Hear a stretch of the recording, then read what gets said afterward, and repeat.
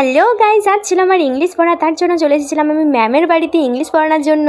আর এই যে সুসু বসে আছে, আর এই যে একটা চয়নদা ইনি বসে আছে, আর ওই যে আমাদের সুইট ম্যাম কম বেশি আছে কিন্তু।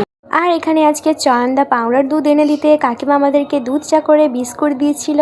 চয়নদা পড়ার থেকে বেশি ফোন ঘাটে বেশি। আর সেই ভিডিওটা চয়নদার বাবার ফিডে যদি চলে যায় হেভি মজা হবে।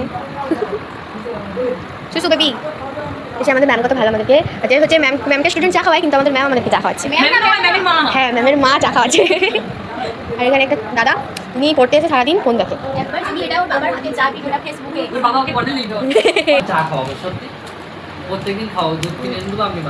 আর এখানে চয়নদার একদিন কি হয়নি, ওনার বক্তব্য ওনাকে প্রতিদিন চা খাওয়াতে হবে, দরকার হয় উনি প্রতিদিন দুধ কিনে আনবে। আর এই মহিলাটা হচ্ছে চা খাবে না বলে সে একটা গোটা দুধের প্যাকেট নিয়ে নিয়েছে, আর আমার চাটা থেকে টেস্ট করছিল জাস্ট। যাই বলো না কেন, কাকিমা কিন্তু দুধ চাটা দারুণ বানিয়েছে। প্রত্যেকদিন দুধ এনে সত্যি ঘর থেকে দরকার হলে 4টা করে প্যাকেট এনে দিই আমার বাবা। 1000টা বাজে ওই ভিডিওটা দিবি। জন্মদিনে, ও তো জন্মদিন চলে এসে না, এই না একটাও ছবি পাইনি বাজে বাজে যে ছাড়বো জন্মদিনে। তো চা খাইনি বলে ওকে দুধ দিবা আছে। এটা হচ্ছে ম্যামের মা, মানে আমাদের কাকিমা। আর সবার মায়ের মতো কাকিমাও বলছিল যে আমি নাইটি পরে আছি, ভিডিও করিস না। খুলবো তো ওইটা, আমরা সবাই এখন করছি সিনে জয়েন, কারণ এখন সিন থেকে দিচ্ছে কি কয়েন, ঠিক আছে। এখানে আমাদের ম্যাম ডিস্ট্রিবিউট করছে টকো, এই টকো। আর আমি জাস্ট একবার এদেরকে বলে দিয়েছিলাম যে সিন থেকে আমি কয়েন পেয়ে 2-3টে ফ্রিতে জামা পেয়েছি, তো তার জন্য এখানে দেখো এরা হচ্ছে আমাকে ফোন দিচ্ছে, দিয়ে বলে করে দে আমাকে করে দে, যে বলে আমাকে করে দে, এই করছে শুধু। আর চয়নদা তো থামচাইনি, শুধু বলে আমি ফ্রিতে পাবো তো, আমি ফ্রিতে পাবো তো, মানে প্রিয়ের কথা শুনলেই একবার হয়। আর আমার ম্যামও বলছিল ফার্স্টে করবে, তারপর বলে না আমার অনেক যাওয়া আছে, আমি আর করবো নি।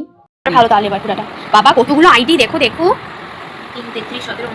এরকম ছেলেরা হচ্ছে ফেক আইডি থেকে ছেলেদের সাথে কথা বলে মেসেজে।